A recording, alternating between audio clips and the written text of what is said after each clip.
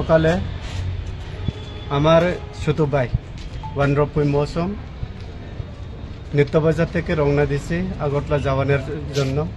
আগরতলাতে যেহেতু তাইনে মিশনের workers field director তারা কইছে ইয়ার অডিট করার জন্য, সেই জন্য তারা টাকা পয়সা নিয়ে তারা বাড়ি থেকে গিয়া অডিট করা। তারপরে ওই নৌকাগারে নিয়ার ফরেস্ট অফিস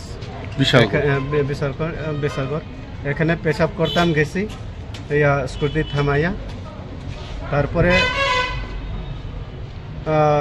আফটার পেশাব পরে তারা ফিরছে তাইনার স্কুটিতে আসার পরে হঠাৎ করিয়া তার দুইজন লোক আয়া হেরে চাকু নিয়ে ধমকি দিছে তোমার এর আগে তার বাইক চাপিটা নিছে, নেওয়ার পরে হেরে কয়েছে তোমার ব্যাগটা দাও চাকু দিয়া।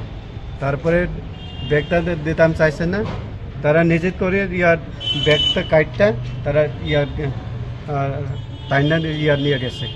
তারপরে তারা অবাক হয়ে গেছে, নার্ভাস হয়েছে, টোটালি স্কেয়ার হয়েছে। আমারে কল করছে, আমারে কল করার পর আমি তাইনার যে বাইক চাপি স্পেয়ার আছে বাড়িতে এই স্পেয়ার চাপিতে লইয়া আর আমার যে পরিচিত লোক আছে আশেপাশে সবাই আমি ইনফর্ম করছে। তারপরে আমরা ডিসিশন নিছে ইয়েস দিস ইজ কত টাকা নিছে? 2 লাখ। 2 লাখ টাকা। 2 লাখ টাকা। তারা কিভাবে পাইছিল যারা টাকাটা লয়ে গেছে?